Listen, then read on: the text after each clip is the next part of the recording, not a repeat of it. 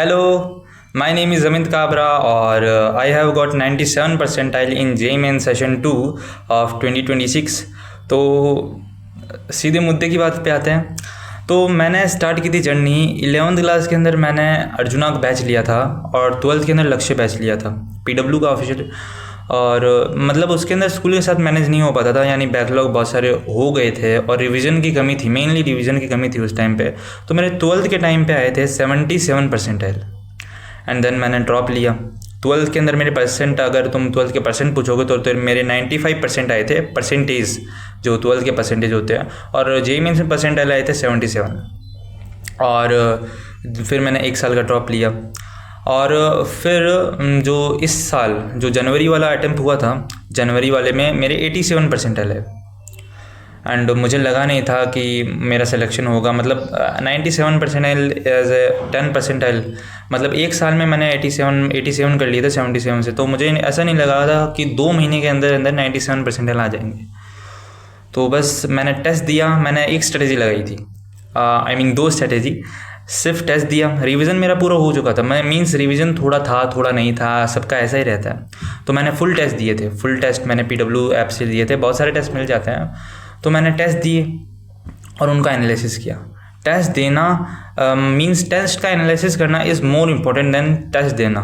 Test देने से ज़्यादा टेस्ट का एनालिसिस करना बहुत ज़्यादा ज़रूरी है। और एनालिसिस के लिए मैंने ये पन्ना भी बनाया था। ये रहा वो पन्ना जिसके अंदर मैंने सारे टेस्ट का एनालिसिस किया था। मीन्स इसके अंदर जैसे टेस्ट था, कोई भी टेस्ट था, मैंने बहुत सारे टेस्ट दिए थे उसका। For example practice test 5, camera की क्वालिटी अच्छी नहीं है इसलिए शायद तुम्हें दिखेगा नहीं, बट तुम ऐसे समझ लो जैसे कि मैंने प्रैक्टिस टेस्ट 5, ये अलग अलग डब्बे दिखे होंगे तुम्हें, पीछे भी है थोड़े बहुत। तो प्रैक्टिस टेस्ट 5 हो गया, उसके अंदर फिजिक्स का सॉल्यूशन, मीन फिजिक्स का एनालिसिस, केमिस्ट्री का एनालिसिस, उस पर टिक कर दिया। और ऐसे ही करते करते सारों का एनालिसिस, टेस्ट दिया कि नहीं दिया, जो टेस्ट नहीं दिया मीन्स क्या मुझे आया, क्या मेरा कमज़ोर थी चीज़ें, वो मैंने पीछे लिख ली थी।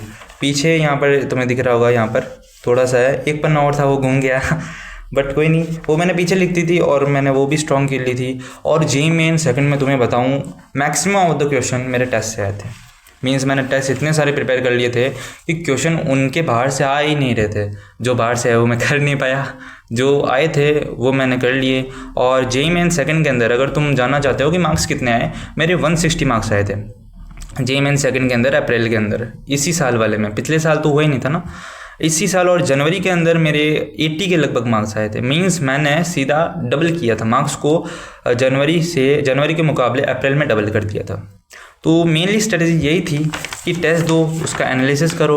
और रही बात रिवीजन की, कईयों का डाउट होता है कि हमारा रिवीजन नहीं रहता, हम टेस्ट कहाँ से दें। तो यही डाउट मेरा भी था कि रिवीजन नहीं है फिर भी टेस्ट दे दो। टेस्ट का जब हम एनालिसिस करेंगे यानी उसका सॉल्यूशन करेंगे तो हमारा रिवीजन अपने आप होता जाएगा। शुरू में लगेगा कि कुछ नहीं आ रहा है, फिर जैसे जैसे सॉल्यूशन करते रहेंगे वैसे वैसे चीज़ें आती जाएंगी।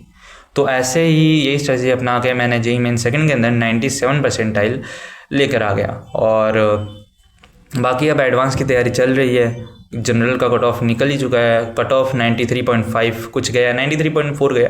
तो मेरे तो 97 परसेंटाइल है, यानी मैं एलिजिबल हूँ एडवांस के लिए।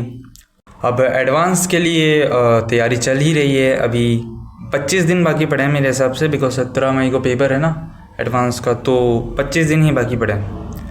तो बस अब पता नहीं क्या होगा एडवांस के लिए। एडवांस का पेपर बहुत टफ आता है, JEE मेंस के मुकाबले तो टफ ही आता है।